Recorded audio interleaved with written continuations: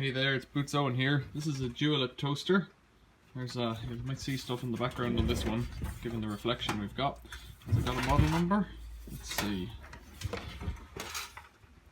Product code 30110, model 3SLGB. I presume that means 3 slice Great Britain. 230 volts, 1700 watts. There's a serial number, so presumably it was made 17 years ago in 2013 in November, maybe. Down in West Sussex. Email address. Phone number. I really like these toasters. Oh, there's a serial number stamped into it as well by the looks of things. 7177386. Yeah, that's cool. 77386. So it's got that looks hand stamped to me as well. I really like these toasters because they're quite repairable. They're up there with Henry's for parts availability. They're probably not as good as Henry's. There's some toast crumbs in the bottom, so that's just a little folded aluminium tray that catches the crumbs. That'll do for keeping screws now. I'm going to take it apart and get into it and have a look at what's inside. If I'm doing something wrong, tell me about it in the comments. Is there something I've missed? These toasters come up, if you look at things that are repairable, these toasters come up as one of the things that are really eminently repairable. Now there is a bit of a caveat to that, because to get one of these toasters you have to have a bit of good luck like me. The inside of the metal there, I don't know what it is, it looks like stainless but it might not be. If I take a magnet sticks to it, so it's just some kind of chrome metal. That's aluminium cast on each end. It's just some kind of high chrome steel or something. I'll give that a wash. Then, I don't think I want to take these bits off. Let's take the bottom off and have a look inside that way.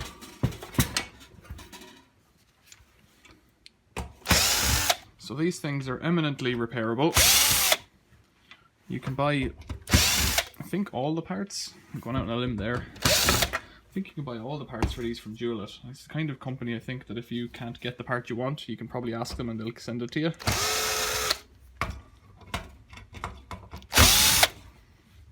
But that's all well and good when parts cost a fortune. Bit of dust in there, that's the area not covered by the tray, the toast crumbs tray.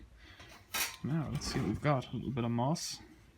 So what's the story behind this? Well, typically these things cost in and around £150, that kind of money, which I think is mighty expensive.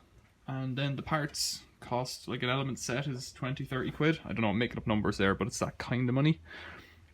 So you can repair it, but it costs more to repair it than to buy a cheap toaster. Not a middle of the line toaster, not a £50 toaster or, you know, that kind of money. But the cheapest of toasters are typically 10 quid. Maybe you can get them cheaper. So with all the safety guards removed, let's just plug it in and see what happens. Dualit plug. I imagine this metal's all earthed.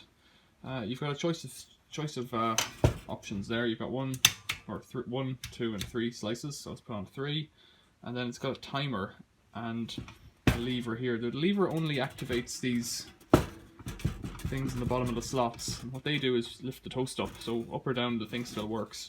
If I turn it on to 1.5 minutes there, the red light comes on. You can hear crackling coming from it. Big bit of mouldy toast there. It's getting hot. The inner guards here are quite rusty.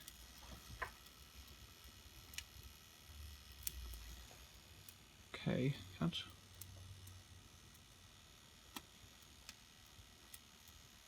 The middle one's hotter than the edges, but I think the way these work is that it's got 4 elements, 2 low wattage ones on each end, and then 2 high wattage ones on the center. Don't know what wattage they would be, but higher than the edges. Okay, it's definitely heating up, and it's heating up across all 3, so depending on the wiring, I can't tell if there's continuity in each of them, so I'm going to turn it off with the plug the countdown timer will continue to run because it's mechanical. And let's turn it upside down and test continuity. I have a feeling it just works. I don't think there's anything more than that to it. Continuity, resistance, it's still hot, so we'll just put that there. You can see it. If it changes from a 1, then we've got continuity. So I presume from here to here should have continuity. Well, let's start up at the end. From here to here. Yeah, we're getting something there. So this looks to be a neutral bus the whole way through. And then we've got the various 1, 2, and 3. And that one then is 4 for the last element. So if we touch the last element first, it'll go all the way backwards. Middle element. Second middle element. Seems to be working. Just check those resistances again. So we're getting 0.0001. Same. These two should be different. No, I better make it more sensitive. Let's see what we get here now. 64 ohms. 64 again, that's good. Okay, these should be... Oh, 64. That suggests there's the same amount of wire on the ends. And 64. Well, if they're all the same, presumably they're all working, which is cool. Although it kind of suggests that there might be wasted energy coming off the end pieces. I don't know. Right, so if it's all working, how much more am I going to do to it? Let's take off the end caps and see what we do then. I have completely dismantled one of these in the past in a previous video, so if you're interested in that, check it out. I don't know that there's much more to do to it, really. Let's have a look and see. If I take off this screw here...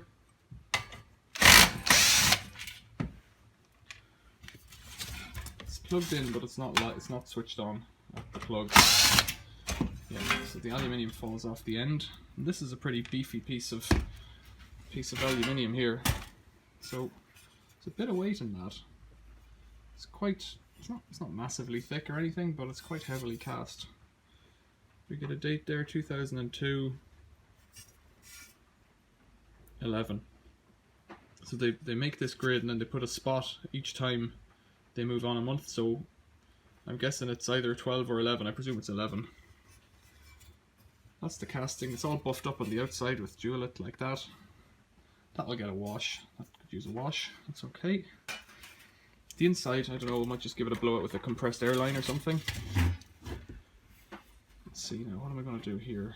Let's see what I need to take off to get in at this.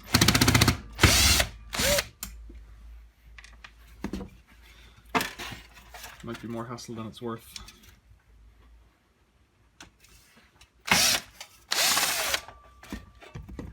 Because I'd have to do the cables, which is possible, but I don't know if I really want to. It's a bit of a tangle. Might just give that a wipe. Don't really need this toaster. I have one already that's a 4 slice, and I don't see that a 3 would bring my life any greater joy or satisfaction. I'm just going to screw that back together.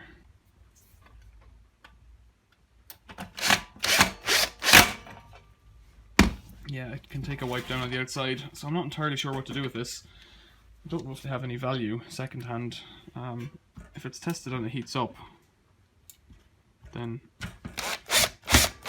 all well and good. I'm sure there are individuals out there who think that these things are, you know, best of British and all that.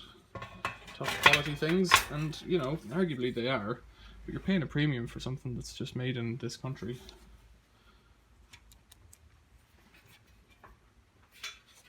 I've seen they've got a few different ranges of toasters. Dualit. Come on, screw. Some I think they were called like the Architect range, and the idea is then that you can either get new ends or new middles for it to pimp your toaster and make it match your kettle when you get a new kettle and all this stuff, and, you know, different colors or that and that. And that's all well and good, but who needs the end pieces then? You know, if you've got white ends, I think my one inside has white ends and chrome in the middle. what do you know, what's the point? These kind of aesthetics don't really worry me. Okay, I'll turn it off, give things a clean, and then come back to it. So I've washed these down and they're almost dry. I've just used washing up liquid and a sponge or a scouring pad. Let's get to vacuuming out all of this.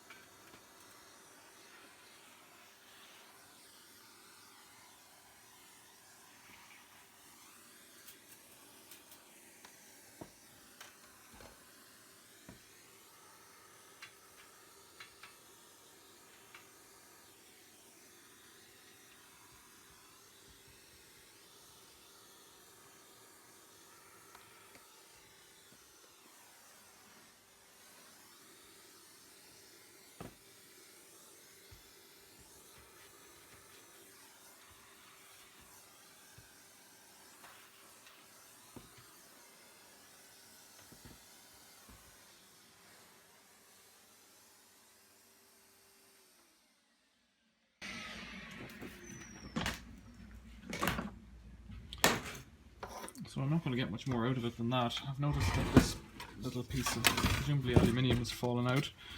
Let's see how it's held in on the other side. It goes in under the top and then hooks into these little tabs in the bottom.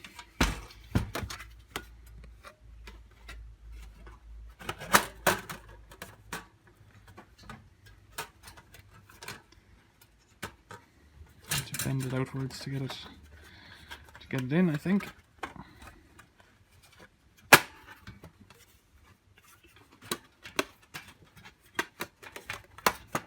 Easier said than done. There we go.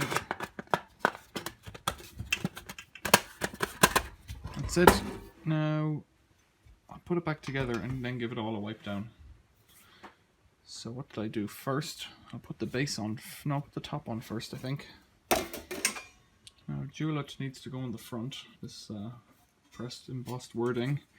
So the way to get it on is to line the top up first.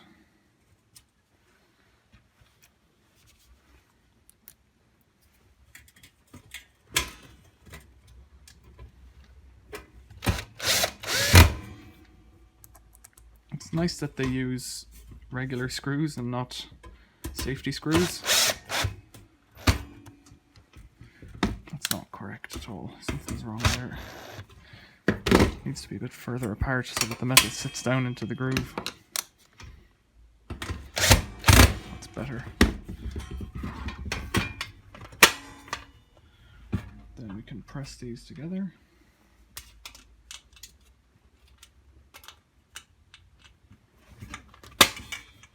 Now these things, you know, stainless steel, chrome effect steel, it's dirty the minute you look at it. If you clean it, instantly it's dirty. I used to work in a chip shop when I was a teenager, and one of the jobs was to wipe down everything with some special compound. I don't know what it was, some cleaning fluid. All the stainless steel had to be wiped down at the end of the day. Rightly so, you know, keep it clean. But once you touched it, it was dirty again. So whenever you were tidying up in the evening, you had to try and get everything really clean, but then not touch it again. But you cleaned kind of before you were going home. So you might clean a fridge half an hour before closing, so that when you closed, everybody could go and they wouldn't have to pay staff. And I understand the financial reason behind this, but in terms of working, it's a lot easier. Which way was this?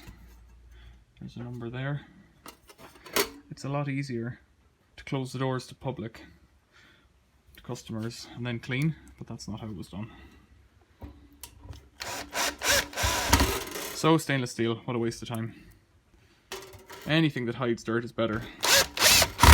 As I've said more than once in my vacuum cleaner repair videos or refurbishment videos, vacuum cleaners are great when you're cleaning them, because for the second before you turn them on, they're clean. A bit of give in this. Look, it's a bit of a twist in this now. Loosen off the screws and try and get in the ones that I can.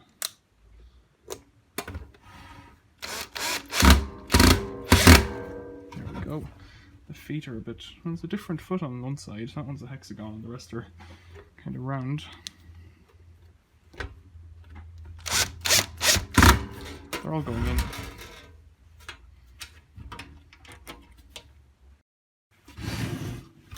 So the feet are back on. I just finished screwing them in there. There isn't much to these toasters. Like, they're quite good, really. I like them. I've been using one now.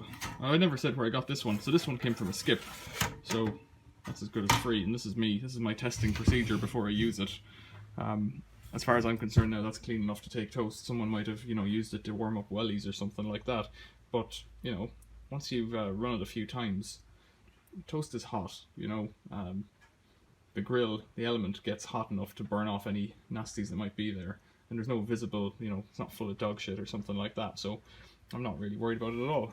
There looks to be a little black spot up here, and I don't think it's a light. Like, that light came on whenever I turned it on. This one I think is just an indicating position, a position indicator. I think that's all that does. Okay. Nothing else to report there. I'll wipe it down and then that's it. I might use it in the house, or I might put it on a shelf in the cellar to keep it for when the other one breaks and I need spares. Oh dear. Thanks for watching. Questions or comments, leave them below. I'll put some affiliated links in the description to spare parts for this machine. See you later.